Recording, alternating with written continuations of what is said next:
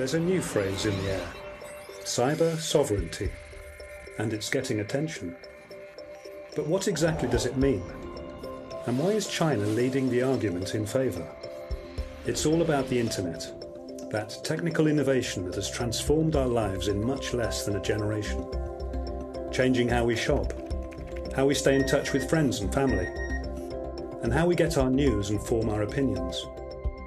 But with the internet now in every corner of our lives, we're also vulnerable to totally new kinds of harm. From hackers, from terrorists, from fraudsters, from criminals. The dangers posed by all these forces who want to use the internet for their own purposes has brought cybersecurity into the limelight, and nowhere more than in China. The biggest community of online users in the world is here, and the internet transformation of China has been extremely rapid. In the year 2000, there were just 22 million internet users in China. Now there are 731 million. The internet has made so many aspects of life easier and more fun that China's internet users typically spend 26.5 hours a week online, and 35% of their leisure time. But China's netizens are vulnerable to cyber criminals, with China among the world's top victims of cyber attacks. These attacks can be highly sophisticated, long-running and coordinated, and may even threaten national security. In 2015, there were 29 of these so-called APT cyber attacks against Chinese institutions, mainly against scientific research and educational organizations, and against the government. Other cyber attacks target private citizens for fraudulent or criminal activity. In 2015, China uncovered 105,000 Trojan horses in botnet control terminals. 60% of them were located outside China. Chinese regulators also discovered that over 75,000 Chinese websites were infiltrated by hackers in 2015, including 3,500 government websites. Hackers target netizens' personal information. Between 2011 and 2014, hackers revealed 1.13 billion items of personal information about Chinese citizens. So China is working to make cyberspace hack-proof. 2016, China launches a satellite that could herald the next step in cybersecurity. It's an internet device that's based on quantum physics. The data on this new information superhighway will be carried on photons.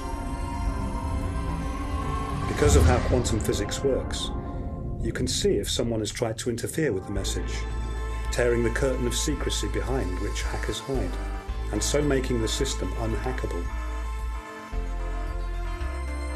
This quantum-based internet system could be the future of a securer internet. China has passed a new law to regulate the internet within the country.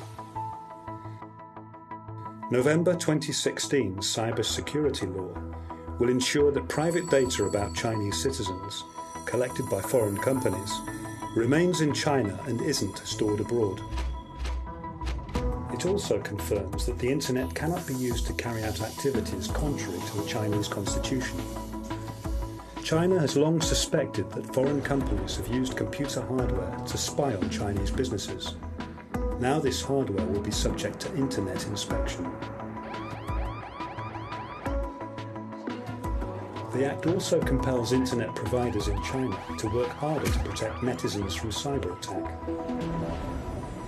This law fits with China's support of cyber sovereignty, which means each country should have control over the internet within its own borders.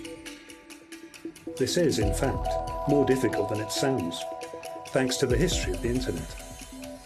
Cyberspace is grounded in the physical world, in the cables, the servers, the companies that control domain names and IP addresses. And because of how the internet evolved, businesses in the US and Europe control these key junctions on the global information superhighway. It's not a level playing field. Cyber sovereignty would not only benefit China, It would also protect and benefit citizens of all other countries too. Today, China, the US, Russia and the European Union all support the concept of cyber sovereignty. China has taken measures to protect the network space, to keep certain websites out of the country. Russia has followed suit. With cyber sovereignty, there will be more equality between nations on how the cyberspace of the future is governed. After all, the internet is, in many ways, humanity's shared home, and we should all have the chance to take part in setting the house rules.